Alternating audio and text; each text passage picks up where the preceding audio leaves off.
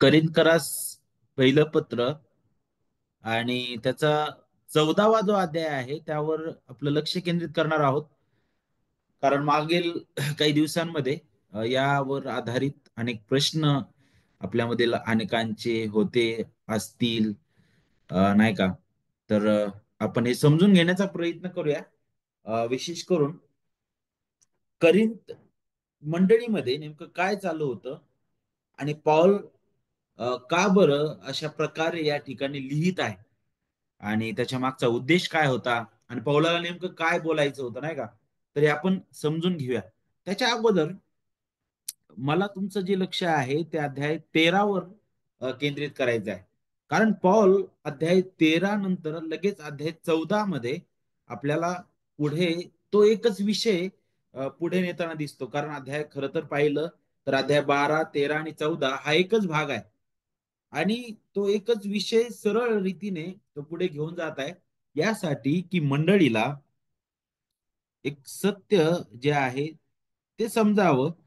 आणि ते सत्य काय आहे की मंडळी जे आहे ते ख्रिस्ताचं शरीर आहे. तो त्या देहावरून उदाहरण घेतो.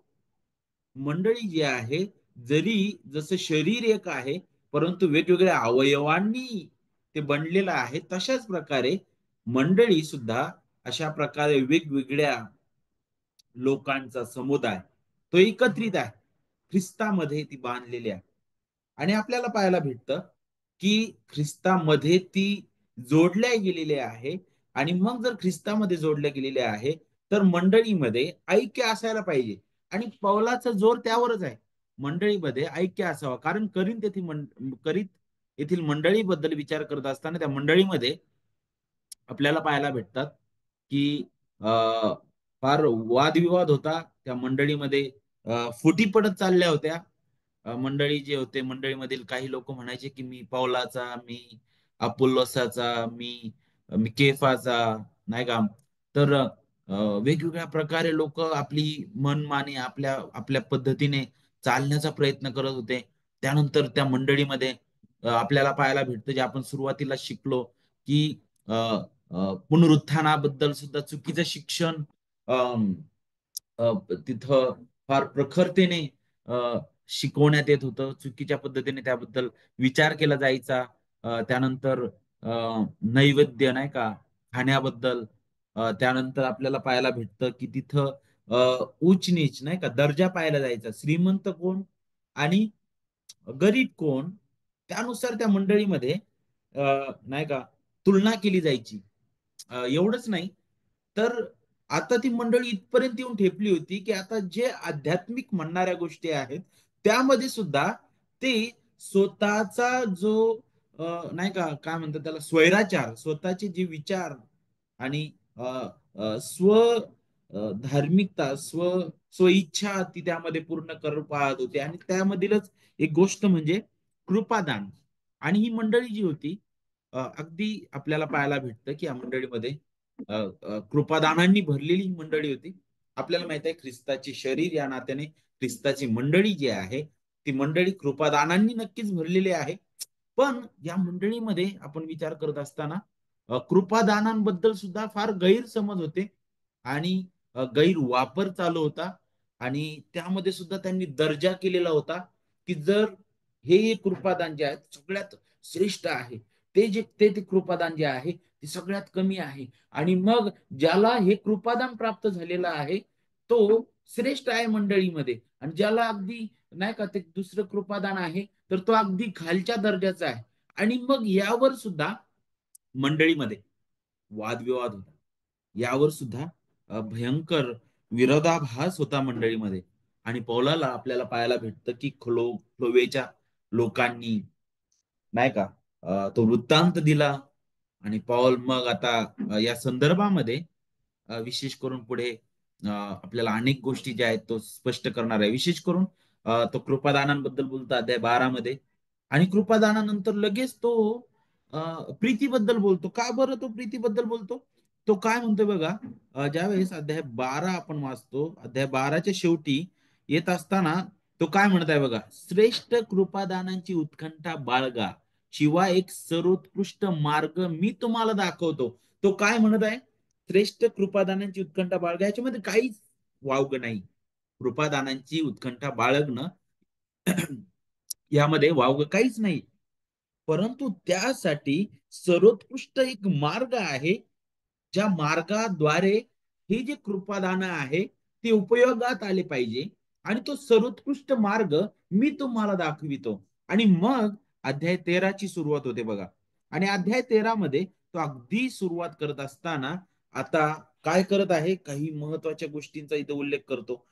कृपादानांचा पण तो उल्लेख करतो. आणि काही अशा गोष्टी तो तिथं बोलतो, जिथून आपल्याला समजून येतं की ह्या सगळ्यांमध्ये एका योग्य सर्वोत्तम मार्गाने ह्या सगळ्यांचा उपयोग होणं गरजेचं आहे. हे सर्व कृपादान जे आहे ते उपयोगात येणं गरजेचं आहे. आणि तो सर्वोत्कृष्ट मार्ग एका फळावर येऊन टेकतो, आणि ते फळ म्हणजे प्रीती. ओके. तर ते फळ काय आहे? प्रीती आहे.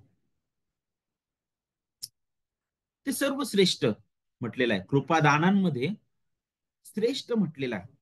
हे फळ आहे. कृपादान ज्यावेळेस आपण विचार करतो, त्या ते कृपादान जे आहे, कृपादान आणि फळ याच्यामध्ये फरक आहे. फळ आणि कृपादान आपण एकत्रित करू शकत नाही, परंतु त्या फळांद्वारे आपल्याला पाहायला भेटतं. ते जे फळ आपल्या जीवनातून दिसतं नाही का, त्या फळाद्वारे ते जे कृपादान आपल्याला प्राप्त झालेले आहेत ते पुढे प्रदर्शित होताना दिसतात नाही का. आणि मग अं, अनेक वेगळ्या पद्धतीने लोक जे आहेत करिंद येथील ते कृपादानांकडे पाहत होते. नक्कीच अ, कृपादानांचा ते वापर करत आहेत, परंतु त्याबद्दल त्यांचे अनेक गैरसमज होते. ते गैरवापर करत होते. नक्कीच आपल्याला पाहायला भेटतं की प्रत्येक गोष्टीमध्ये जरी त्यांना वाटत होतं की आम्ही आध्यात्मिक रीतीने फारच उच्च आहोत, परंतु खऱ्या रीतीने जर आपण पाहिलं तर ह्या सर्व गोष्टी प्रीती विना घडत होत्या. आणि म्हणूनच त्या मंडळीमध्ये वादविवाद होते. म्हणूनच त्या मंडळीमध्ये दर्जा पडत होता. म्हणूनच त्या मंडळीमध्ये आपल्याला पाहायला भेटतं की वेगवेगळ्या प्रकारे मतभेद होते. आणि मग ज्यावेळेस आपण प्रीतीबद्दल बोलतो तर प्रीतीबद्दल अनेक गोष्टी पावलाने सांगितल्यात. आणि मग अध्याय 14 सुद्धा सुरू होताना प्रीतीद्वारे सुरू होताना आपल्याला दिसतो नाही का. आणि वचन 1 पहा, प्रीती हे तुमचे ध्येय असू द्या. आता जणू काय तो काय करत आहे माहितीये का, जसा एक एक झरा नाही का, जो झरा आहे त्याचं जे मूळ आहे झऱ्याचं, त्या ते मूळ तो दाखवितो. आणि तिथून पूर्ण ते पाणी कसं वाहत जातं नाही का पुढे. तो जर झराच नाही तर पाणी कुठलं जाणार आहे नाही का. तर मुळात त्या झऱ्यातून पाणी जे आहे ते योग्य रीतीने वाहत पुढे गेलं पाहिजे. तशा प्रकारचा हा शब्द आहे. प्रीती त्या झऱ्याप्रमाणे. आणि त्या प्रीतीतून, प्रीतीद्वारे, प्रीतीने आपल्याला पाहायला भेटतं की ही जी कृपादाने आहेत त्यांचा उपयोग मंडळीमध्ये केला गेला पाहिजे. मंडळीमध्ये केला गेला पाहिजे नाही का. आणि विशेष करून करिंथ येथील मंडळीबद्दल विचार करत असताना अ, आणि कृपादानांबद्दल आपण शिकलेलो आहे. अध्याय 12 मध्ये शिकत असताना नाही का, त्याची लिस्ट आपल्याला पाहायला भेटते. रोमकारास पत्रामध्ये सुद्धा त्याच्याबद्दल सांगण्यात आलेलं आहे. आपण त्या लिस्टवर विचार करणार नाही, परंतु पौल जो आहे काही काही मोजके अगदी अगदी अगदी 2 कृपादान जे आहेत त्यावर तो काय करत आहे, अध्याय 14 वर अध्याय 14 मध्ये तो भर देत आहे. का बरं? कारण अ, त्या त्या करिंथ येथील मंडळीच्या दृष्टीने अ, अ, आपल्याला पाहायला भेटतं की जे कृपादान आहे ते सगळ्यात श्रेष्ठ कृपादान म्हणून ते मानायचे. आणि ते म्हणजे काय? अ, निरनिराळ्या भाषा बोलणं. निरनिराळ्या भाषा बोलणं. आणि निरनिराळ्या भाषाबद्दल इतका गोंधळ त्या मंडळीमध्ये चालू होता, इतका गैरवापर त्यांचा सुरू होता की त्यामुळे ते इतके गोंधळले, इतके भयंकर गोंधळले की त्यांचा जो गोंधळ आहे ना, उत्पत्तीमध्ये सांगितलेला बाबेलमध्ये जो झालेला गोंधळ होता ना, त्या गोंधळापेक्षाही भयंकर गोंधळ तिथं उठलेला होता. आणि त्याचं कारण काय होतं? कारण त्यांनी चुकीच्या पद्धतीने अ, ह्याकडे पाहिलेलं आहे. आणि मग आपण पाहणार आहोत की नेमकं भाषेबद्दल बोलत असताना पॉल अशा प्रकारे काय बोलत आहे, ही भाषा नेमकं कोणती आहे? काय आज जे जगात चालू आहे, ते ही भाषा आहे का? पॉल त्या भाषेबद्दल इथं बोलत आहे का? नेमकं करिंथमध्ये काय चालू होतं? आणि पौलाला हे का बोलण्याची गरज होती?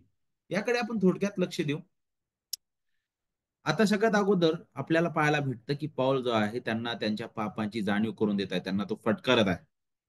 आणि तो मोल सांगत आहे नाही का? तो काय म्हणतोय बरं इथं वचन 1 मध्ये, "प्रीती हे तुमचे ध्येय असू द्या, तरी आध्यात्मिक दानांची व विशेषतः तुम्हाला संदेश देता यावा अशी उत्कंठा बाळगा." तुम्हाला संदेश देता यावा अशी उत्कंठा बाळगा. आता पौलाच्या काळामध्ये आपल्याला पाहायला भेटतं. जर आपण भाषेबद्दल विचार केला तर पाऊल आणि ही मंडळी जी आहे करिंथीची मंडळी त्यांना भाषेचं इतकं काय महत्व होतं आणि ते असं का करत होते आणि नेमकं कोणत्या प्रकारची स्थिती तिथं निर्माण झालेली होती. त्यासाठी आपल्याला जे जे ग्रीको रोमन जे साम्राज्य आहे त्यांच्या जी विचारसरणी होती नाही का, त्यांची जी संस्कृती होती त्याबद्दल समजणं गरजेचं आहे. पौलाच्या काळामध्ये अनेक जे ग्रीक रोमन जे धर्म आहे त्या धर्मांमध्ये नाही का बेभान होऊन बडबड करत राहणं एक सामान्य गोष्ट होती. आणि लोकांना वाटायचं जे देवाचे भक्त आहेत, ज्यांना वाटायचं की आम्ही देवाचे भक्त आहेत, ते काय करायचे, इतकं मद्यपान करायचे, इतकं मद्यपान करायचे, की जोपर्यंत ते बेशुद्ध होणार नाही, जोपर्यंत त्यांचं भान हरपलं जाणार नाही. आणि तितकं ते मद्यपान करायचे. आणि एवढंच नाही तर ते करून ते इतकं नाचायचे, बागडायचे आणि काहीतरी नाही का वारंवार शब्द उच्चार करत राहायचे. ते शब्द उच्चार करत राहायचे. आणि ते वारंवार तशा प्रकारे ते बोलायचे. आणि मग त्यांना असं वाटायचं, की ही जी कृती आहे, ही कृती करणं म्हणजे भान हरपून बेशुद्ध होणं, हे अशी गोष्ट आहे, की ज्याद्वारे आम्ही देवाशी अगदी कनेक्ट होऊन जातो. त्यांचा असा विश्वास होता, की पहा अशा मद्यधुंद अवस्थेमध्ये आम्ही असताना आमचे आत्मे जे आहेत ते शरीर सोडतात आणि थेट देव आणि देवांशी, दैवतांशी ते संवाद साधतात नाही का? आणि असा त्यांचा विश्वास होता. आणि म्हणून ते अशा प्रकारे करायचे ग्रीक लोक. लक्षात घ्या. आणि तीच स्थिती करिंथ येथील मंडळीमध्ये सुरू झाली होती. करिंथ येथील मंडळीमध्ये सुद्धा आपल्याला पाहायला भेटतं, की अशाच प्रकारे सुरू होतं. आज सुद्धा तुम्हाला ऐकायला भेटलं असेल, कदाचित तुम्ही पाहिलं असेल, की एकदा तो व्यक्ती टाळ्या वाजवायला लागला, की तो थांबत नाही. त्याचं भान हरपलं जातं. तो एकदा काहीतरी बोलायला लागला, की तो ते काहीतरी बोलत राहतो, नाही का? परंतु अ, विश्वासणाऱ्या नात्याने, मंडळी या नात्याने आपल्याला हे समजणं गरजेचं आहे, की नेमकं देवाने कृपादान का दिली होती नाही का? आणि म्हणूनच पौल जो आहे मंडळीला आपल्याला पाहायला भेटते इपिस्करस पत्रामध्ये काय म्हणतोय बघा, अध्याय 5 आणि वचन 18 मध्ये, द्राक्ष रसाने मस्त होऊ नका असं का म्हणतो? कारण ग्रीक रोमन त्या संस्कृतीमध्ये अगदी अगदी सामान्य ही गोष्ट होती नाही का? कारण तिथं काय सांगितलं, द्राक्ष रसात बेतालपणा आहे म्हणे, पण आत्म्याने परिपूर्ण व्हा म्हटलेलं आहे नाही का? तर त्याच प्रकारे आपण या संदर्भाकडे विशेष करून पाहणार आहोत. तर पुढे जात असताना पाऊल ह्या अध्यायामध्ये वारंवार आपल्याला पाहायला भेटतं, की भाषा, भाषा नाही का? हा शब्द आपल्याला इथं पाहायला भेटतं, अन्य भाषा, भाषा आणि भाषा नाही का?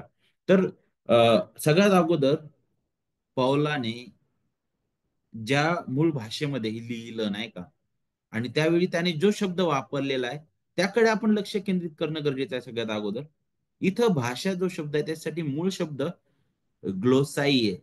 हा, ग्लोसिये किंवा ग्लोसाईज हा शब्द वापरण्यात येतो किंवा ग्लोसा हा शब्द वापरण्यात येतो नाही का?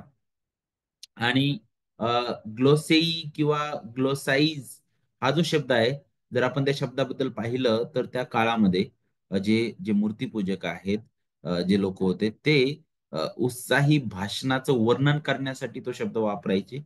आणि त्याही नंतर आपल्याला पाहायला भेटतं की ग्रीक लोकांनी यासाठी एरास एरास हा शब्द वापरणं सुरू केला.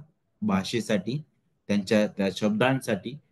आणि मग एरास हा जो शब्द आहे ना, आपल्याला माहित आहे की एरास हा शब्द लैंगिक प्रेमाबद्दल अ, मार्गदर्शन करणारा तो शब्द आहे. अ, हा शब्द कामुक, तीव्र कामुक भावनेबद्दल भावना व्यक्त करणारा तो शब्द होता. आणि आपल्याला पाहायला भेटतं ग्रीक संस्कृतीमध्ये त्यांची देव दैवत जे होते ते ह्याच गोष्टीशी संबंधित होते. ह्याच गोष्टीशी संबंधित होते ते, जे आपण सुरुवातीलाच शिकलो नाही का, करिंदकरास पत्राचा अभ्यास करत असताना. आणि एक विकृती होती, भयंकर अशी ही अवस्था आहे. आणि मग ह्याच गोष्टी आपल्याला पाहायला भेटतं, की अ, ती काहीतरी बोलत राहणं, काहीतरी नाही का भान हरपून करत राहणं, ते जे बाहेर चाललं होतं तेच मंडळीमध्ये सुरू केलेलं होतं. करिंद येथील मंडळीमध्ये अनेक भाषा बोलणाऱ्यांनी काय केलं, त्या मूर्तीपूजक तो जो आनंद आहे, त्याचं स्वरूप, त्याची चाल, ती मंडळी सुरू केलेली होती. त्यांच्या दृष्टीने भावना रहित होणं किंवा भान हरपणं, नाही का, हे एक धार्मिकतेचं प्रमाण झालं होतं करिंद येथील लोकांमध्ये सुद्धा.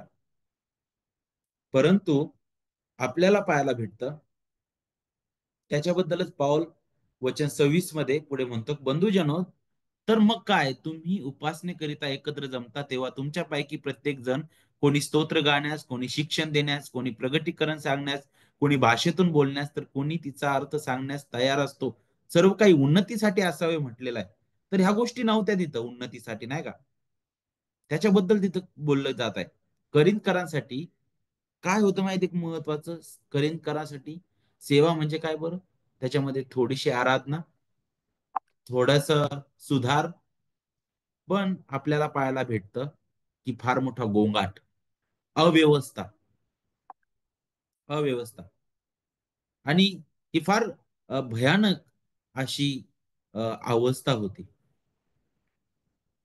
करिंद येथील मंडळीमध्ये आपल्याला पाहायला भेटतं की अत्यंतिक दैहिकतेमुळे अ, आपण पाहतो की तिथल्या अनेक भाषा बोलणारे जे लोक आहेत, आणि विशेष करून ते जे काही दावा करत होते की आम्ही त्या भाषा बोलत आहोत, आम्हाला त्या भाषा बोलण्याचं दान मिळालेलं आहे, देणगी मिळालेली आहे, अ, ते पूर्णपणे अगदी साफ खोटं होतं. कारण पॉल तिथं अगदी त्या गोष्टीबद्दल स्पष्ट देखील करतो. खऱ्या आध्यात्मिक जर दानांबद्दल आपण पाहिलं तर त्यांचा योग्य वापर करण्यासाठी आपल्याला पाहायला भेटतं खरं आध्यात्मिक जे फळ आहे ते सुद्धा तिथून दिसून येणं गरजेचं आहे. आणि त्यासाठी आपल्याला पाहायला भेटतं की आध्यात्मिक ते असणं गरजेचं होतं. आणि मुळात करिंथ मंडळीमध्ये अनेक जे लोक आहेत ते पूर्ण दैहिक होते. आणि म्हणूनच एवढी ऐहिक, मतिमंद, स्वार्थी, नाही का, मत्सराने भरलेली, फूट पाडलेली मंडळी, वाद घालणारी, गर्विष्ठ, उद्धट, फसवणूक करणारी, अविवेकी, खादाड, अनैतिक आणि प्रभू भोजनाचा अपमान करणारी मंडळी आत्म्याच्या दानांचा उपयोग कसा करू शकेल बरं? अशा खोट्या अनुभवांच्या पार्श्वभूमीवर पाऊल काय करत आहे माहितीये का? भाषा बोलण्याचं जे कृपादान आहे नाही का, त्याबद्दल तीन मूलभूत सत्य तो शिकवतो. सगळ्यात अगोदर तो काय करत आहे बघा, तीन मूलभूत सत्य शिकवतो. सगळ्यात अगोदर भाषा बोलण्याचं दान जे आहे त्याचं स्थान काय आहे, हा, त्याचं स्थान काय आहे.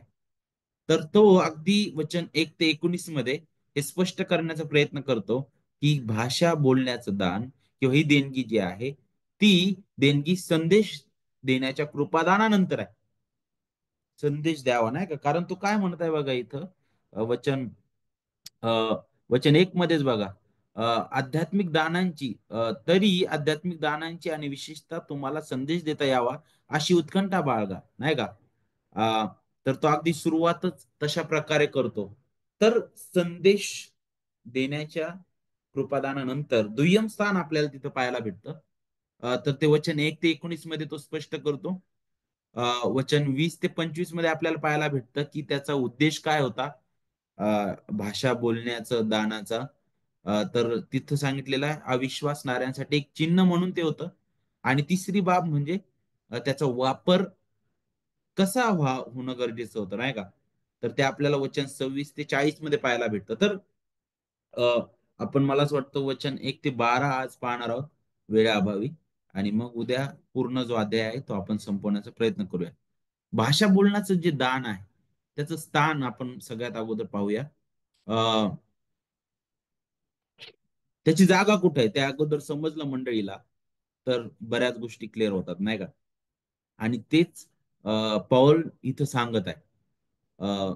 संदेश पूर्ण मंडळीची उन्नती करतो नाही का. जर तुम्ही वचन 1 ते 5 वाचलं तर तुम्हाला तिथे शिकायला भेटेल बघा. प्रीती हे तुमचे ध्येय असू द्या तरी आध्यात्मिक दानांची आणि विशेषतः तुम्हाला संदेश देता यावा अशी उत्कंठा बाळगा. कृपया तुम्ही तुमचं बायबल खोलून बसा आणि आणि बारकाईने वचनाकडे आपण लक्ष देऊ. कारण अन्य भाषा बोलणारा माणसांबरोबर नव्हे तर देवाबरोबर बोलतो, कारण ते माणसाला समजत नाही. तो आत्म्याने गोड गोष्टी बोलतो. संदेष्टा हा माणसांना उद्देशून उन्नती, उत्तेजन व सांत्वन ह्याबद्दल बोलतो. अन्य भाषा बोलणारा स्वतःचीच उन्नती करतो.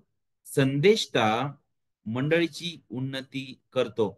तुम्ही सर्वांनी भाषा बोलाव्यात तरी विशेषतः तुम्ही संदेश द्यावा अशी माझी इच्छा आहे. कारण मंडळीच्या उन्नतीकरिता अर्थ न सांगता जो भाषा बोलतो त्याच्यापेक्षा संदेष्टा श्रेष्ठ आहे. ओके. तर वचन 1 ते 5 अगदी स्पष्ट होतं. संदेश पूर्ण मंडळीची उन्नती करतो. ओके. तर ही वचनं आता जी आपण वाचली ते आपल्या समोर आहे. सगळ्यात अगोदर म्हणतो प्रीती हे तुमचे ध्येय असू द्या. सगळ्यात अगोदर नाही का. तर कृपादानांबद्दल विचार करत असताना हे जे फळ आहे ते आपल्या अगदी आपल्या डोळ्यांसमोर आपण ठेवणं गरजेचं आहे, की प्रत्येक गोष्ट ही प्रीतीद्वारे आहे, प्रीतीने आहे.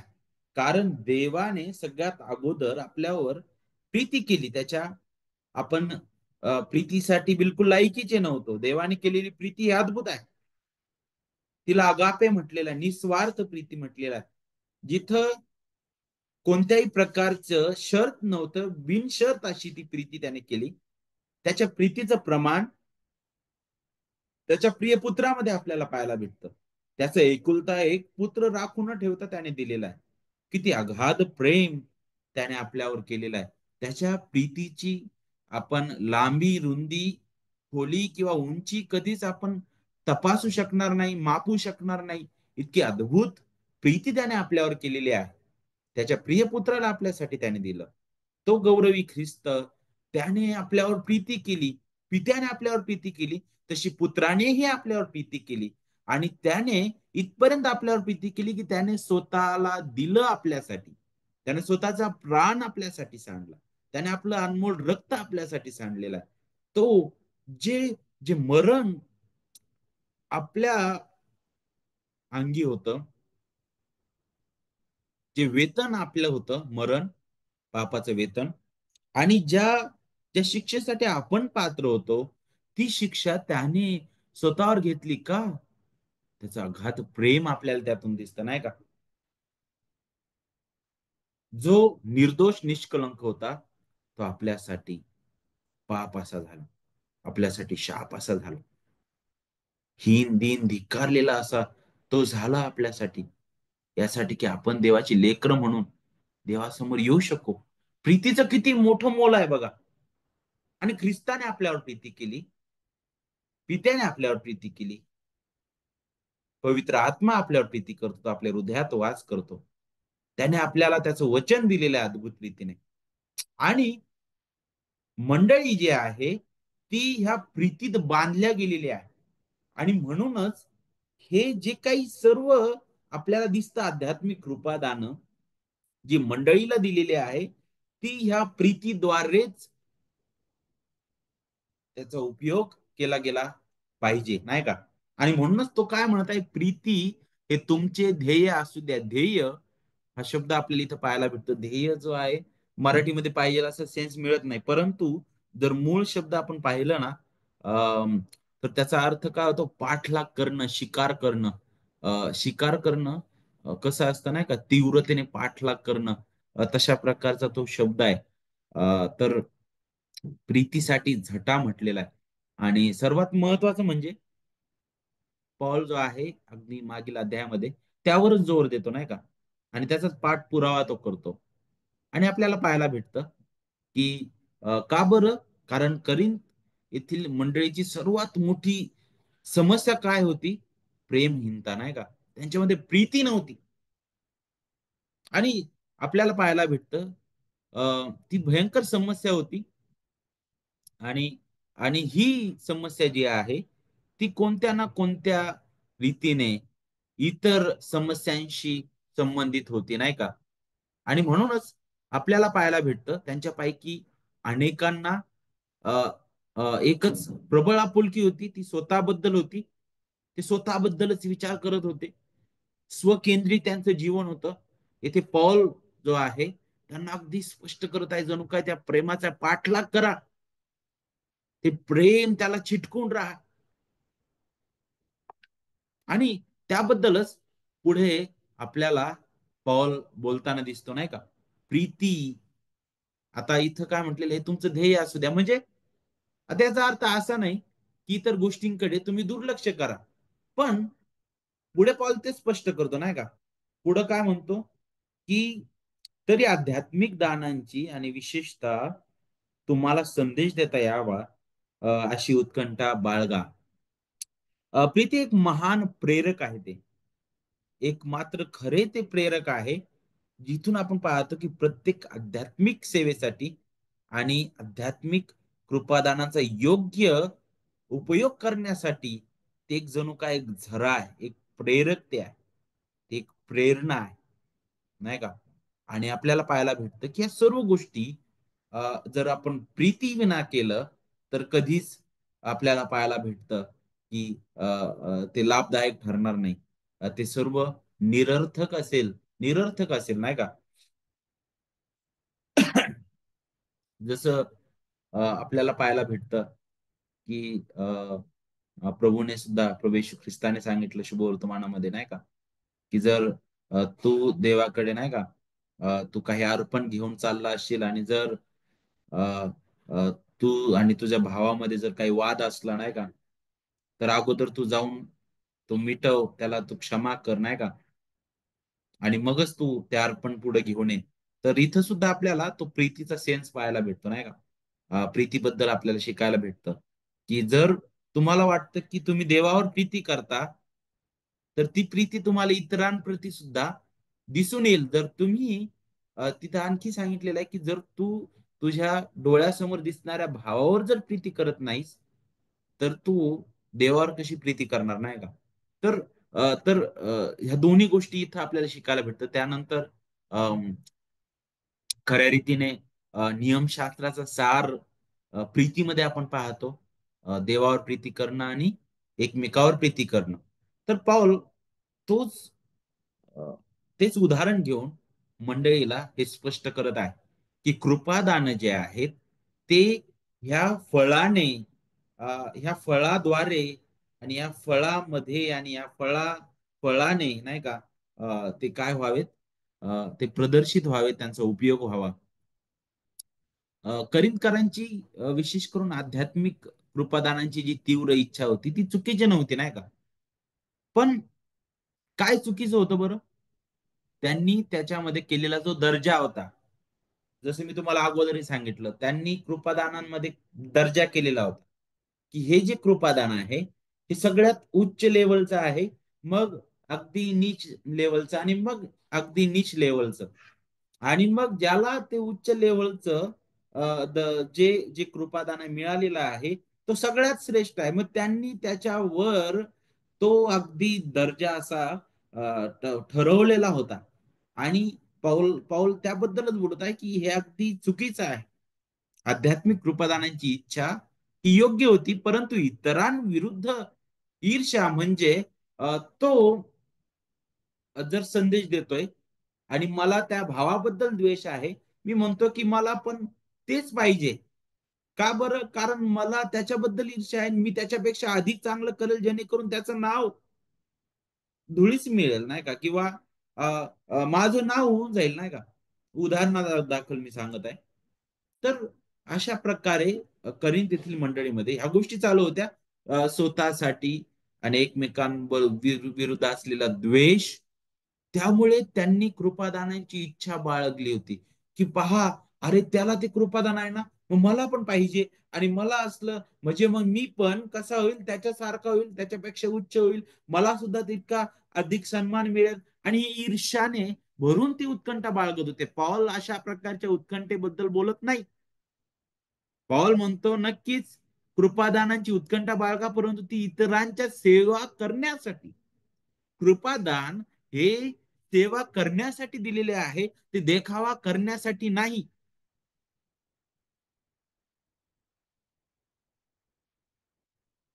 परंतु सगळ्यात महत्वाची गोष्ट पॉल म्हणतो, की तुम्हाला संदेश देता यावा अशी उत्कंठा बाळगा. आता त्यांनी संदेशाचं अनुसरण करणं गरजेचं होतं. प्रत्येकाने भविष्यवाणी करण्याची इच्छा बाळगली पाहिजे असं नाही. आता तो प्रत्येकाला म्हणत नाही की तुम्ही संदेश द्या म्हणून, नाही का. अ, त्याच्याबद्दल तिथं बोललं नाही जाते. तर संपूर्ण मंडळीने ते दान मंडळीत उपयोगात यावे अशी इच्छा बाळगली पाहिजे. अशी इच्छा बाळगली पाहिजे, नाही का. प्रत्येक भाऊ, प्रत्येक बहीण, जर एक भाऊ जो आहे त्याला देवाने जर तिथं पालची सेवा दिलेली आहे, जर जर वचनाचा उलगडा करण्यासाठी त्याला उभं केलेलं आहे, पालक टीचर म्हणून तो तिथं उभा आहे, तर इतर जे लोक आहेत, त्यांनी त्याला फारच वरती असं पाहू नये, किंवा तो जो व्यक्ती आहे, तो जो भाव आहे, त्यांनी इतरांना फारच खाली पाहू नये, नाही का. कारण ही कृपादान जी दिलेली आहे, मंडळीतील व्यक्तींना दिलेले आहे, सभासदांना दिलेले आहे, मंडळीतील ख्रिस्ताच्या शरीराचे जे अवयव आहेत, त्यांना देवाच्या आत्म्याने वाटून दिलेली आहे ती. बरोबर की नाही.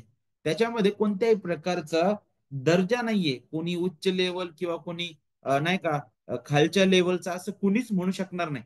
परंतु या सगळ्यांमध्ये आपल्याला पाहायला भेटतं की नक्कीच देवाच्या वचनामध्ये आपण पाहतो की नाही, नक्कीच जो जो वचनाची सेवा करणारा आहे, जो सेवक आहे, त्याच्याबद्दल बोलत असताना तो अधिक सन्मानास पात्र आहे, त्याबद्दल सुद्धा शिकवलं जातं. परंतु याचा अर्थ असा नाही की आपण एकमेकांमध्ये नाही का चढ वरचढ करू, नाही का.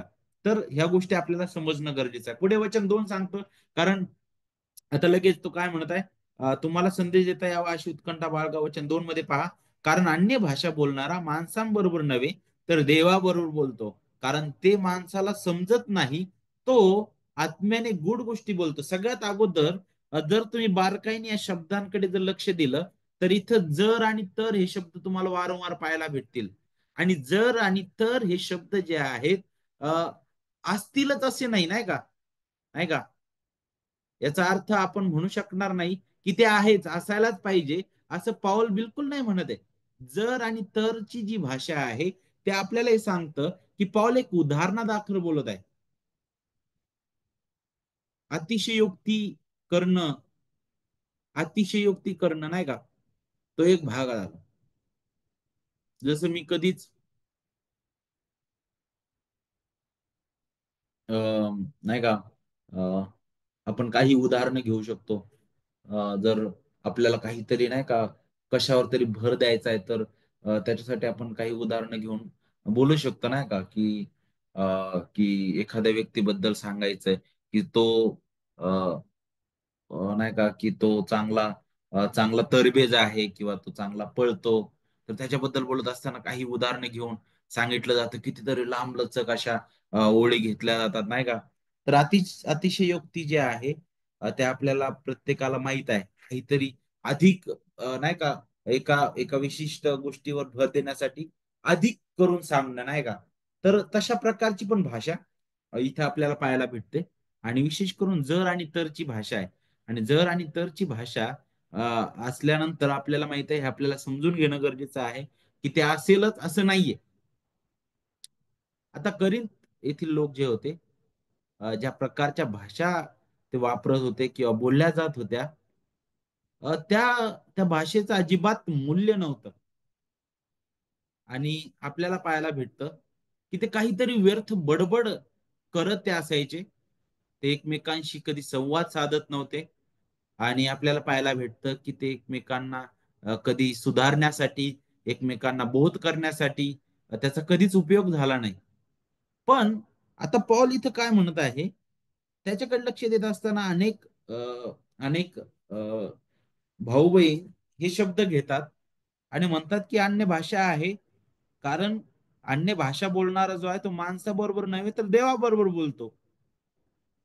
कारण ते माणसाला समजत नाही, ते आत्म्याने गोड गोष्टी बोलतात नाही का. तर हे शब्द घेऊन अ, फार पुष्कळ ठिकाणी नाही का, एक मोठं तत्व निर्माण केले लोकांनी आणि वेगळ्या प्रकारे याला सादर केलेलं आहे. सगळ्यात अगोदर आपल्याला ह्या वचनाकडे बारकाईने लक्ष देणं गरजेचं आहे. इथं पौल ज्या देवाबद्दल बोलत आहे तो खराच सत्य देवाबद्दल बोलत आहे का, जिवंत देवाबद्दल बोलत आहे का, हे सगळ्यात अगोदर आपल्याला समजणं गरजेचं आहे. त्यानंतर पौल इथे ज्या आत्म्याचा उल्लेख करत आहे, तो आत्मा म्हणजे पवित्र आत्माच आहे का, हे सुद्धा आपल्याला समजून घेणं गरजेचं आहे. पवित्र शास्त्रामध्ये प्रत्येक वेळी देव हा शब्द आलेला आहे. याचा अर्थ असा नाही की तो जिवंत खऱ्या देवाबद्दल शब्द वापरण्यात आलेला आहे. बरोबर. इतर दैवतांबद्दल सुद्धा शब्द वापरण्यात आलेला आहे. बरोबर की नाही. आणि म्हणून आपल्याला हे समजणं गरजेचं आहे. इथं तो काय म्हणतो बघा, देवा बरोबर बोलतो. आता देवाबरोबर बोलतो, हाच असाच जसाच्या तसा शब्द आपल्याला प्रेषितांची कृत्य 17वा अध्याय आणि वचन 23 मध्ये पाहायला भेटतो. जर आपण तो संदर्भ काढला, कृपया तुम्ही पण काढा तो संदर्भ. प्रेषितांची कृत्य 17वा अध्याय आणि वचन 23 जर तुम्ही पाहिलं, जिथं आपल्याला पाहायला भेटतं की अ, पौल जो आहे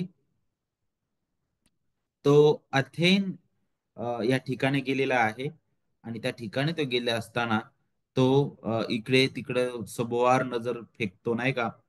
आणि त्याला त्या ठिकाणी वेगवेगळ्या प्रकारच्या वेद्या दिसतात. आणि मग तिथं आपल्याला पाहायला भेटतं की वचन 23 मध्ये ज्यावेळेस तो आता त्या अरेपक जे आहेत त्या लोकांशी बोलतो, तर तो एका वेदीकडे लक्ष देऊन त्या ते लक्षात घेतो आणि मग त्यावर तो बोलतो नाही का. तर तो काय म्हणतोय वचन 23 मध्ये पहा. पॉल पुढे बोलत आहे बघा. कारण मी फिरता फिरता तुमच्या पूज्य वस्तू पाहताना अज्ञात देवाला ही अक्षरे लिहिलेली वेदी मला आढळली. ही वेदी मला आढळली, ज्यांचे तुम्ही अज्ञानाने भजन करता ते मी तुम्हाला जाहीर करतो, अज्ञात देवाला. तर इथं जी भाषा पाऊल वापरत आहे ना, तशीच भाषा इथं आपल्याला पाहायला भेटते. तर मग सगळ्यात अगोदर हा मोठा प्रश्न उपस्थित होतो की ज्यावेळेस आपण म्हणतो की अन्य भाषा बोलणारा जो आहे, तो काय करतो, कुणाशी बोलतो, देवाशी बोलतो. बरोबर. देवाबरोबर बोलतो. पण मग हा देव कोण आहे? खरंच पवित्र शास्त्रामध्ये प्रगट झालेला देव त्याच्या बरोबर तो बोलतो ह्याबद्दल आहे का? आणि मग ह्याबद्दल आहे, तर आपल्याला पाहायला भेटतं की आपल्याला पवित्र शास्त्रामध्ये अगदी उत्पत्तीपासून प्रगटीकरणापर्यंत जाऊन शोधणं गरजेचं आहे की पवित्र शास्त्रामध्ये असा कोणता व्यक्ती आहे की ज्याने अशा वेगळ्या प्रकारे जो देवासोबत संवाद साधत आहे, ज्याची भाषा कुणीच समजू शकलेलं नाही, ज्याच्या भाषेबद्दल कुणालाच माहित नाही. आणि जर तुम्ही उत्पत्तीपासून सुरुवात केली आणि प्रगटीकरणापर्यंत आले, तर तुम्हाला अशा प्रकारचं उदाहरण कुठेही पाहायला भेटणार नाही. हे ग्रीक संस्कृतीमध्ये, रोमी संस्कृतीमध्ये ह्या गोष्टी चालायच्या.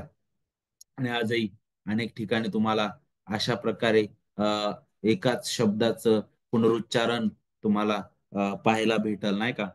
तर काही उदाहरणं आपण पाहू शकतो.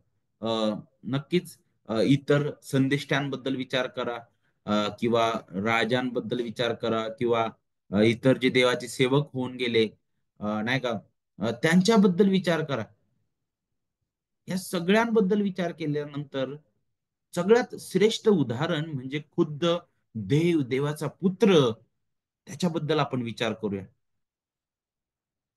पवित्र शास्त्र अशा वेगळ्या कोणत्या भाषेमध्ये लोक देवाशी बोलले नाही का, असं कुठेही सांगत नाही. आणि कधी सांगितलेलं नाही पवित्र शास्त्रामध्ये. देव मोशेशी बोलला, परंतु ती भाषा जी बोललेला आहे, ती मोशीची भाषा होती, जी मोशेला कळालेली आहे.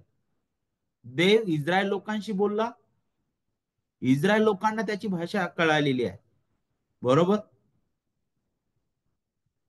यशिया सोबत बोलताना आपल्याला दिसतं, दानियेला सोबत बोलताना आपल्याला दिसतं, संदेशट्यांशी बोलताना आपल्याला दिसतं.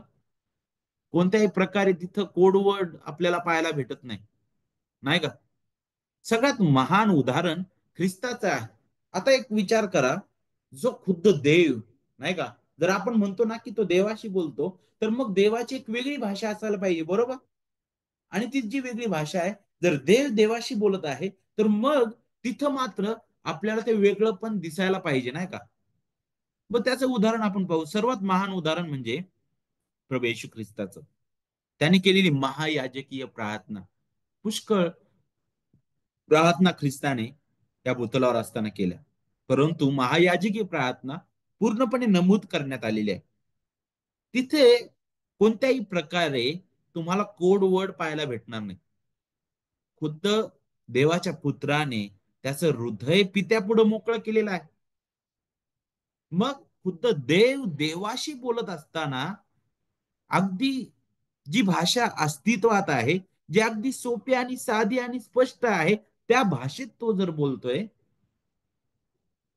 तर मग आपण दुसऱ्या भाषेचं का बरं इतका ओहापोह आणि इतका आपण अपेक्षा ठेवावी?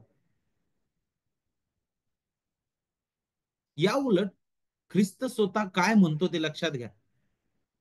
तो स्वतः त्याने प्रार्थना केली, ते अगदी स्पष्ट, सोपी, साधी आहे. पवित्र शास्त्रामध्ये लिखित स्वरूपात आहे. जर त्याने अशा वेगळ्या भाषेत केली असती, तर त्या वेगळ्या भाषेत ती प्रार्थना यायला पाहिजे होती. पुढे तोच आपला तारणारा प्रभू येशू ख्रिस्त मत्तई अध्याय 6 वचन 7 मध्ये काय म्हणताय, काळजीपूर्वक वाचा. मत्तई कृषी वर्तमान 6 अध्याय वचन 7. मला असं वाटतं प्रत्येक बायबलमध्ये, पूर्ण बायबलमध्ये हे वचन आहे. तुमच्याकडे पण आहे, तुम्ही उघडून वाचा. मत्तई 6 वचन 7 काय सांगतं?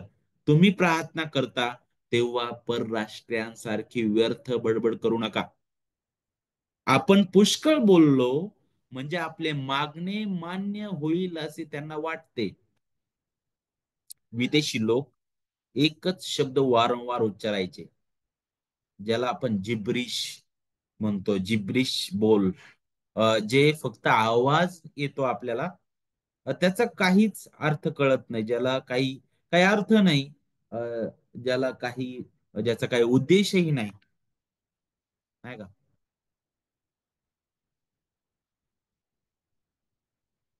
पुढे काय सांगितलं बघा, वचन 2 मध्ये, कारण अन्य भाषा बोलणारा माणसांबरोबर नव्हे तर देवाबरोबर बोलतो, कारण ते माणसाला समजत नाही, तो आत्म्याने गूढ गोष्टी बोलतो. आता एक गोष्ट आपल्याला समजते की देवाबरोबर बोलतो, बरोबर. आणि मग आता तुम्ही म्हणाल की मग आत्म्याने गूढ गोष्टी बोलतोय काय नेमकं? सगळ्यात अगोदर आपल्याला समजणं गरजेचं आहे की दैहिक करिंदकर जे होते, ते जे होते ते साध्या सोप्या गोष्टींपेक्षा अत्याधुनिक गोष्टींमध्ये जास्त रस घेणारे लोक होते. कुणी ऐकावं, कुणी समजावं याची त्यांना काही घेणं नव्हतं. त्यांची चिंता काय होती? आत्म्यात गूढ गोष्टी बोलणं. त्यांना इतर कशाचीही पर्वा नव्हती.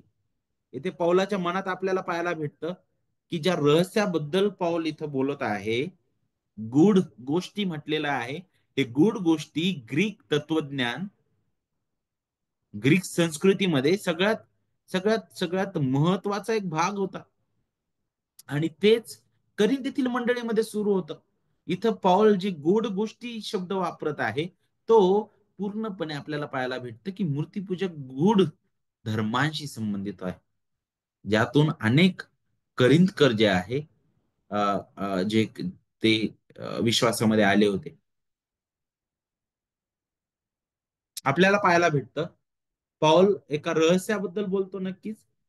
ते रहस्य तो म्हणतो की युगादी कालापासून जे दडलेलं होतं, ते आता काय झालेलं आहे? प्रकाशात आलेलं आहे, ते उघड झालेलं आहे. ते रहस्य सुवार्तेचं रहस्य आहे. ते रहस्य कोण आहे? खुद्द ख्रिस्त आहे. परंतु आपल्याला पाहायला भेटतं ही विदेशी, ही ग्रीक संस्कृतीमध्ये आपण पाहतो की अ, रहस्य ते रहस्यच राहिलेलं आहे. ते कधी उलगडलं गेलेलं नाही.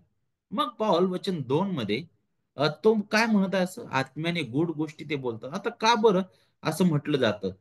आत्म्याने गूढ गोष्टी बोलतात. इथे पॉल पवित्र आत्म्यासाठी हा शब्द वापरत नाही. हे आपल्याला सगळ्यात अगोदर समजून घेणं गरजेचं आहे. तर इथं आपल्याला पाहायला भेटतं, की इथं आत्मा हा जो शब्द आहे ना, तो त्या व्यक्तीचा स्वतःचा आत्मा, त्याच्याबद्दल हा शब्द आहे. NASB जे भाषांतर आहे तिथं अगदी स्पष्ट केलंय. त्याचा आत्मा, त्याचा स्वतःचा आत्मा, नाही का? असा तिथे शब्द वापरण्यात आलेला आहे. आणि त्याच्याबद्दल जर आपल्याला आणखी समजून घ्यायचंय, तर पहा वचन वचन 14 पासून पुढे बघा. कारण जर मी अन्य भाषेत प्रार्थना केली तर माझा आत्मा प्रार्थना करतो, पण माझ्या बुद्धीचा उपयोग कोणाला होत नाही. वचन 15, तर मग काय, मी प्रार्थना आत्म्याच्या सामर्थ्याने करणार व बुद्धीच्या सामर्थ्याने करणार. मी स्तोत्र आत्म्याच्या सामर्थ्याने गाणार व बुद्धीच्या सामर्थ्याने गाणार. तू केवळ आत्म्याने धन्यवाद केलास, तर जो अशिक्षित लोकांपैकी आहे तो तुझ्या उपकार स्तुतीला आमेन कसे म्हणेल? कारण तू जो बोलतोस ते त्याला समजत नाही. तर पौलाला इथं काय बोलायचं ते आपल्या अ, अगदी स्पष्ट रीतीने समोर येतं की त्या आत्म्यात गूढ गोष्टी बोलतात. मग पौल कशाबद्दल बोलत आहे? त्याबद्दलच बोलत आहे, नाही का? खऱ्या आध्यात्मिक देणगीची योग्य सेवा करणारा, विश्वासणारा जो आहे, तो आपल्याला पाहायला भेटतं खोट्या देवाची नव्हे तर इतरांची सेवा करतो. उदाहरणार्थ जो भविष्यवाणी करतो किंवा जो संदेश सांगतो, तो मनुष्यांची, इतरांची उन्नती व्हावी म्हणून, त्यांना बोध व्हावा, त्यांना सांत्वना मिळावी, नाही का? म्हणून ते सांगितलेलं आहे. कारण त्याचा उद्देश काय बरं? उन्नती करणं मंडळीची, त्यांना प्रोत्साहन देणं आणि सांत्वन करणं. आता पुढे काय सांगितलंय बघा, वचन 4 मध्ये, अन्य भाषा बोलणारा स्वतःचीच उन्नती करतो, संदेष्टा मंडळीची उन्नती करतो. दोन गोष्टी आहेत इथं. इथे पाऊल जो आहे, आता आपण पाहतो विशेष करून उपरोधिक किंवा उलट पक्षी भाषा वापरतो, नाही का? या पूर्ण संदर्भामध्ये आपण पाहता अ, त्याला काहीतरी वेगळं बोलायचंय पण तो वेगळं बोलत आहे, नाही का? त्याला दुसरंच सांगायचंय त्याचा अर्थ, नाही का? त्याला एक मुद्दा मांडायचा आहे, दुसऱ्या रीतीने तो सांगत आहे. जसं याच पत्रामध्ये आपण पाहिलं की तो काय म्हणत आहे एकीकडे, देवाचं मूर्खपण. त्याच्या उलट काय सांगतो तो? नाही, देव नाही. देव तर सर्वज्ञानी आहे. पण तुम्ही, तुमच्यासाठी हे मूर्खपण आहे. तुम्ही म्हणतात, तो म्हणत आहे की तुम्ही ते मूर्ख आहे. अगदी स्पष्ट आहे, नाही का? तर उलट पक्षी जसं वचन 14 आणि वचन 16, अध्याय 14 आणि वचन 16 मध्ये तो तशाच प्रकारची भाषा वापरतो, नाही का? तू केवळ आत्म्याने धन्यवाद केलास, तर जो जो अशिक्षित लोकांपैकी आहे तो तुझ्या उपकार स्तुतीला आमीन कसं म्हणेल? कसं वाटेल बरं की सर्व मंडळी एकत्रित आली आणि सगळे डोळे बंद करून फक्त शांत उभा आहेत. तास 2 तास झालेत आणि प्रत्येकाला वाटतं की मी बोलत आहे. कुणीच ऐकत नाही, कुणीच पाहत नाही. कसं वाटेल ते?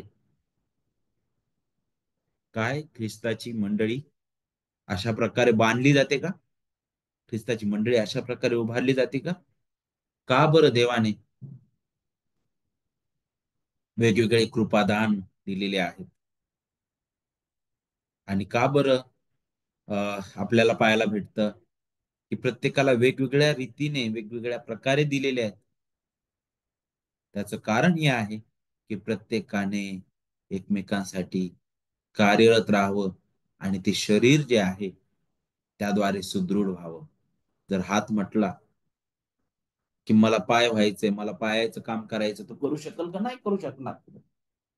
किंवा पाय म्हटला की मी हाताचं काम करतो, नाही करू शकणार. डोळा म्हटला मी पायाचं काम करतो किंवा पाय म्हटला मी डोळ्याचं काम करू शकतो, नाही. पूर्ण जर शरीर फक्त डोळा असतं तर कसं झालं असतं, नाही का? पूर्ण शरीराला ज्या प्रकारे प्रत्येक अवयवाची गरज आहे, त्याच प्रकारे आपण पाहतो की देवाने दिलेली ही कृपादान ते मंडळीला उभारण्यासाठी, मंडळीची उन्नती करण्यासाठी त्याने दिलेली आहे. आणि आपल्याला समजून घेणं गरजेचं आहे. वचन 5, तुम्ही सर्वांनी भाषा बोलाव्यात, तरी विशेषतः तुम्ही संदेश द्यावा अशी माझी इच्छा आहे. कारण मंडळीच्या उन्नतीकरिता अर्थ न सांगता जो भाषा बोलतो त्याच्यापेक्षा संदेष्टा श्रेष्ठ आहे. खरी भाषेचा अर्थ सांगितला गेला पाहिजे, नाही का? ती समजली गेली पाहिजे. पण जर अर्थविना असेल, तर त्यामध्ये काय उन्नती होणार? तथापि जो विश्वासणारा संदेश सांगतो, नाही का? तो मंडळीची उन्नती करतो. तो व्यक्ती त्याच्या कृपादानाचा उपयोग सेवेसाठी करतो. आणि हे प्रत्येक कृपादानाबद्दल व्हायला पाहिजे. प्रत्येक कृपादानाबद्दल व्हायला पाहिजे. नाही का? कोणी बोध करतं, कोणी आदरातिथ्य करतं, दया करतं कोणी, नाही का? प्रत्येकच जण ते करेल असं नाही.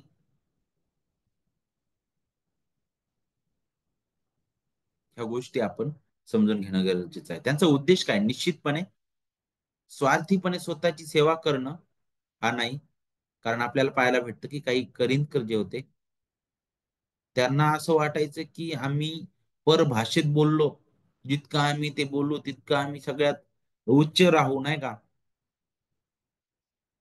आणि सगळ्यांसमोर आमचं नाव खूप मोठं होईल आणि तिथं कधीच देवाचा गौरव होणार नाही. लक्षात घ्या. आमच्या देणग्या देवाच्या गौरवासाठी, इतरांना सेवा देण्यासाठी आहेत आणि त्यासाठी त्याचा उपयोग व्हावा. त्या आपल्याला उंचवण्यासाठी नाही दिलेल्या, त्या मंडळीसाठी दिलेल्या आहेत. ख्रिस्ताच्या मंडळीच्या उभारण्यासाठी दिलेल्या आहेत, नाही का? वचन 12, वचन 7, अध्याय 12, वचन 7 मध्ये पहा.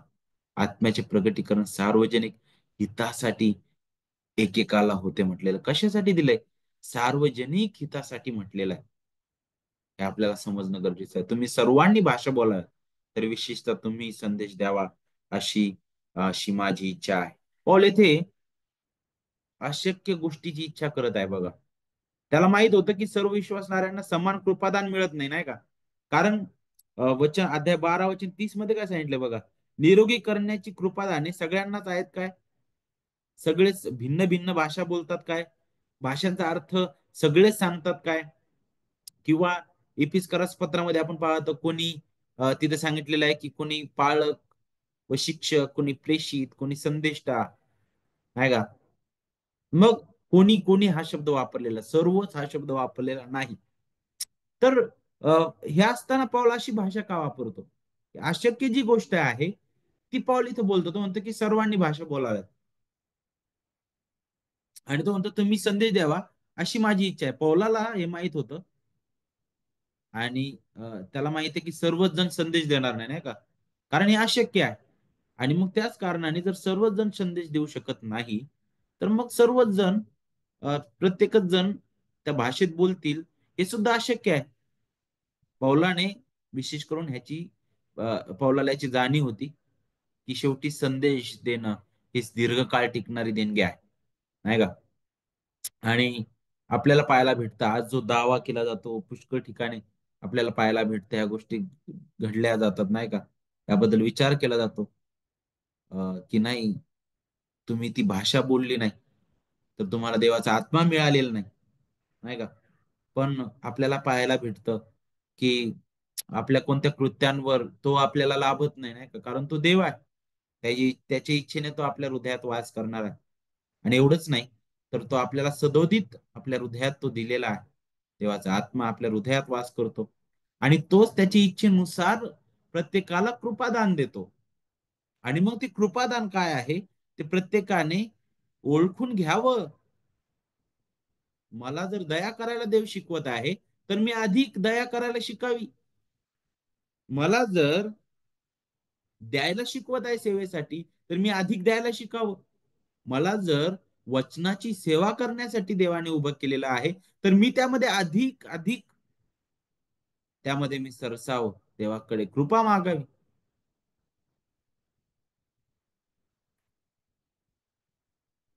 आता इथं आपल्याला पाहायला भेटतो वचन 2 आणि 4 मध्ये भाषा शब्द एक वचनी वापरण्यात आलेलं आहे. वचन 2 मध्ये अन्य भाषा म्हटलेलं नाही का, आणि वचन 4 मध्ये सुद्धा भाषा. पण वचन 5 मध्ये आपण आल्यानंतर तिथे काय सांगितलंय, सर्वांनी भाषा बोलावी. तिथं अनेक वचनी शब्द वापरलेला आहे. आता एक वचनी शब्द ज्यावेळेस पॉल वापरत आहे त्यावेळेस तो बनावटी बनावटी नाही का आपण म्हणतो, जे दान आहे त्याच्याबद्दल तो बोलत आहे. जे जे जे मानवाने उत्पन्न केलेलं, मानव निर्मित, त्याबद्दल तो बोलत आहे. परंतु ज्यावेळेस तो अनेक वचनी शब्द वापरतो, तर तो अनेक वचनी शब्द तो सत्य दर्शविण्यासाठी तो वापरत आहे. विश्वासणाऱ्यांनी भाषेचा अर्थ सांगितल्याशिवाय कधीही अन्य भाषा बोलू नये. वचन 28 आपल्याला पाहायला भेटतं की सांगणारा नसला, अर्थ सांगणारा नसला, तर त्याने मंडळीत गप्प राहावे, स्वतःबरोबर व देवाबरोबर बोलावे. पौल अन्य भाषेचं दुय्यम जे स्थान आहे नाही का, त्याचं आणखी एक कारण देतो, ते म्हणजे काय, अन्य भाषा जी आहे, ज्याबद्दल करिंथ लोक विचार करत होते आणि आजही विचार केला जातोय, ते एक अशक्य किंवा दुर्बोध अशा प्रकारचे आहे, म्हणजे ज्याचा बोध होत नाही. आता पाऊल हाच मुद्दा पुढे स्पष्ट करतो वचन 6 मध्ये, तर आता बंधुजनो, मी तुमच्याकडे येऊन निरनिराळ्या भाषांमध्ये बोललो, पण प्रगटीकरण, विद्या, संदेश किंवा शिक्षण यांच्याद्वारे जर तुमच्या बरोबर बोललो नाही, तर मी तुमचे काय हित साधणार. आता पॉल स्वतःच उदाहरण घेतो. भाषा किंवा संदेश किंवा शिक्षण जर इतरांना समजलेच नाही, तर त्याचा काहीच उपयोग नाही, नाही का.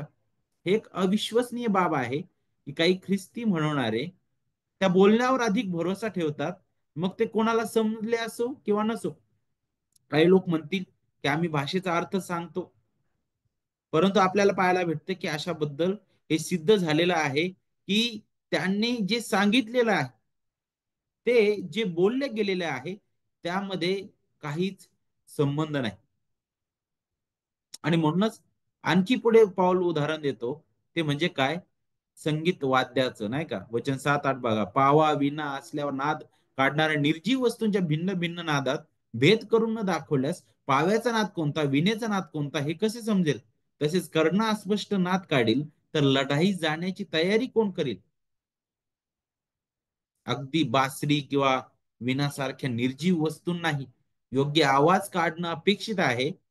ताल, रचना, सुसंवाद नाही का, आणि इतर अशा ज्या सुव्यवस्थित गुणांमुळे आपण पाहतो, केवळ आवाजाऐवजी ते नोट्स नाही का, आणि या सर्व गोष्टी ज्या आहेत त्या जर नसतील आणि फक्त आवाज असेल, तर त्या संगीताला काहीच काहीच अर्थ नाही. परंतु ह्या सर्व गोष्टी मिळून ते संगीत बनतं नाही का. मग नक्कीच स्वर आणि संगीताला एक उद्देश आहे, त्यातून भावना व्यक्त केल्या जातात नाही का. दुःखाबद्दल विचार करतो आपण, दुःख, आनंद, दहशत, शांतता नाही का, संघर्ष. तुम्ही जर काही नाटक किंवा काही आपण जर पाहिलं, तर तिथं प्रत्येक जसं जसं त्या तिथं नाटक ते पुढे जातं नाही का, तर तिथं तुम्हाला वेगवेगळं म्युझिक पाहायला भेटतं. जर राग असेल तर तसं नाही का, जर शांतता तर तसं नाही का, जर दहशत तर तसं, आनंद असेल तर तसं. तर तशा प्रकारे आहे. पण स्वरामध्ये फरक न करता एखादं जर वाद्य केवळ आवाज जर करत असलं, तर त्याचा काय उपयोग होणार आहे नाही का. आणि तशाच प्रकारे पॉल त्यातून ते उदाहरण घेऊन करिंथ येथील मंडळीला सांगत आहे की तुम्हाला वाटतं की तुम्ही अन्य भाषा बोलत आहात, परंतु त्याचा उपयोग मंडळीसाठी कुठे आहे, त्याचा काय लाभ आहे, ते तुम्ही स्वतःच तुमच्या आत्म्यात ते बोलत आहात काहीतरी. तुम्हाला वाटतं तुम्ही देवाबरोबर बोलत आहात, परंतु याचा काहीच लाभ नाही. करिंदकरांना संगीताचं महत्व माहित होतं, कारण जवळजवळ 20,000 लोक बसतील एवढं मोठं प्राचीन संगीत सभागृह तिथं होतं. आणि म्हणून पाऊल संगीताचं उदाहरण घेतो. त्यानंतर वचन 8 मध्ये कर्ण अस्पष्ट नाद काढील तर लढाई जाण्याची तयारी कोण करेल, तर करण्याचं पण उदाहरण पाऊल घेतो नाही का. प्रत्येक जो लष्करी जवान आहे त्याला माहित नसतं की कधी त्याला युद्धाला जायची वेळ येईल नाही का. आणि अगोदरच्या काळामध्ये अशा प्रकारचे फोन किंवा नाही का अशा प्रकारचे कोणते असे सुविधा नव्हत्या नाही का. तर मग नक्कीच कर्णा वाजणं हे त्यांच्यासाठी एक मोठा तो आवाज होता. आणि त्या आवाजाने ते समजायचे की चलो, ते तयार होत होते युद्धासाठी, की युद्ध करायला आपल्याला निघायचंय. पण जर तो रणशिंग किंवा तो जो कर्ण आहे, तो जर अस्पष्ट नाद निघाला तर ते कसे समजतील. मग तशाच प्रकारे आपल्याला पाहायला भेटतं की आपण सत्याचा निरर्थक आवाजाद्वारे संवाद जर आपण साधायला लागलो तर त्याचा काय उपयोग होणार आहे. जिभेने जर स्पष्ट उच्चारच केला नाही तर मग आपण काय बोलत आहोत हे कसं समजणार आहे. ते कळणार नाही. आपण एक हवेत काहीतरी बोलणारे हो नाही का. करिंदकर जे होते ते दैहिक बुद्धीचे लोक होते. स्वकेंद्रित ते होते. त्यांना इतरांशी संवाद साधण्याची बिलकुल काळजी नव्हती. ते केवळ इतरांवर प्रभाव टाकण्यासाठी ते उत्साही होते. त्यांच्याशी संवाद साधण्यासाठी नव्हते ते. एकमेकांची उन्नती करण्यासाठी ते फारच कमी होते. आणि पौल करिंदकरांची तुलना एका संगीतकार नसलेल्या व्यक्तीने वाजवलेल्या वाद्याशी तो करत आहे नाही का. जर मुक्याला म्हटलं आपण की तू गीत गा, चालल काय. त्याला बोलताच येत नाही. काय बोलणार आहे तो. नाही होणार नाही का, कधीच नाही. जर तुम्हाला बासरी वाजवता येत नाही, तुमच्या हातात दिली बासरी आणि म्हटलं की वाजव बासरी नाही का, वाजवा, नाही होणार ते शक्य. तशा प्रकारची भाषा पाऊल इथं वापरत आहे. अ, करण्याचा अस्पष्ट आवाज आणि वाद्य जर आपल्याला पाहायला भेटतं की जर त्याचा जर आवाज जर योग्य नाही तर ते अस्पष्ट वाद्य त्याचा काहीच उपयोग होणार नाही. तशाच प्रकारे तो करीमकरांना जणू काय चपराक मारत आहे. तो म्हणतो की तुम्ही अक्षमतेतून अभिमान बाळगण्याचा काय प्रयत्न करत आहात. तुमच्याकडे प्रीती नाही, तुम्ही प्रेम शून्य लोक आहात आणि तुम्ही प्रीती विना ह्या गोष्टी करण्याचा प्रयत्न करत आहात. किती गोंधळलेली ही अवस्था आहे. पुढे आपल्याला पाहायला भेटते तो पुढे स्पष्ट करतो वचन 10 मध्ये नाही का. आणि मग पुढे काय म्हणतो बघा वचन 10 मध्ये. अगदी 5 मिनिटात आपण थांबूया. जगात भाषेंचे बरेच प्रकार असतील तरी एकही अर्थरहित नाही. अर्थ नसलेली भाषा ही खऱ्या अर्थाने भाषा नाही. अर्थ भाषेला भाषा बनवितोय आपल्याला समजणं गरजेचं आहे. वचन 11 काय म्हणतं, म्हणून मला भाषेचा अर्थ समजला नाही तर बोलणाऱ्याला मी बरोबर असा होईल आणि बोलणारा मला बरोबर असा होईल. बरोबर आपल्या भाषेत रानटी. बरोबर हा शब्द जो आहे तो केवळ काव्यात्मक ध्वनी दाखवणारा शब्द आहे तो. आणि हा दुहेरी अक्षरापासून बनलेला शब्द आहे. भाषा न जाणणाऱ्या व्यक्तीला असं वाटतं की सर्व शब्द एक सारखे नाही का आणि सर्व आपल्याला पाहायला भेटतं की ते अर्थहीन आहेत. पौलाच्या काळातील बहुतेक ग्रीक लोकांसाठी जो कोणी ग्रीक बोलत नव्हता नाही का, ज्याला ग्रीक भाषा येत नव्हती, त्याला ते बर्बर म्हणायचे. एक प्रकारे रानटी, जो ज्याला काही समजत नाही अशा प्रकारे ते पाहायचे. त्याची भाषा न समजणारी होती नाही का. परंतु आपल्याला पाहायला भेटतं खरी भाषा उलगडल्याशिवाय निरर्थक आहे. कृपादान मंडळीच्या उन्नतीसाठी आहे. तर जे तुम्ही आध्यात्मिक दानांविषयी उत्सुक आहात ते तुम्ही वचन 12 मध्ये सांगितल्याप्रमाणे मंडळीच्या उन्नतीसाठी ती दाने विपुल मिळावीत म्हणून काय करा, खटपट करा. त्यासाठी आपल्याला नित्य झटणं गरजेचं आहे. कारण हे देवाने दिलेले अनमोल संधी आहे. काय मोलाचं आहे, सगळ्यात महत्वाची गोष्ट काय आहे, मी जे काही करत आहे त्याद्वारे देवाचं गौरव होत आहे का. मग मला वाटतं मी काहीतरी बोलतोय आणि ती देवाकडून आहे. मला मी भावनिक होऊन त्यामध्ये पूर्णपणे स्वतःला झोकून देतो. पण काय पवित्र शास्त्र मला काय सांगत आहे, मला त्याबद्दल विचार करण्याची गरज आहे. आणि जेथे कुठे देवाचं वचन मला सुधारण्यासाठी बोलावत आहे त्या ठिकाणी मला बदलण्याची गरज आहे. आणि जर मला तिथं बदलायचं नाही तर मी म्हणतो देवा मला तुझं वचन ऐकण्याची बिलकुल गरज नाही. मला माझी इच्छा पूर्ण करायची आहे. कारण मला हे आवडतं, मी याच्यात वाढलेलो आहे, मला याच्या पलीकडे जायची इच्छा नाहीये नाही का. आणि म्हणून देवाच्या प्रिय लेकरांनो, जर काही चुकीचे गैरसमज, जर दृष्टिकोन असतील, जे अगदी रीतीने चालत आलेले आहेत, त्यांना फार काळ झालेला नाही, नाही का? अगदी 17व्या 17व्या-18व्या शतकानंतर या सर्व गोष्टी उदयास आलेल्या आहेत. पण बायबल काय सांगत आहे, अगदी सुरुवातीपासून पवित्र शास्त्रामध्ये तुम्ही तपासून पहा. जी देवाने निर्माण केलेली भाषा आहे, त्या भाषेबद्दल पवित्र शास्त्र बोलतं. पेंटिकॉस्टच्या दिवशी ते लोक जे बोलले, ते सर्व प्रत्येक जे राष्ट्र होतं त्या ठिकाणी आलेले, जे विविध भागातून आलेले लोक होते, ते म्हणायला लागले, की आम्ही आमच्या भाषेत त्यांना ऐकत आहोत. प्रार्थना करूया आपण.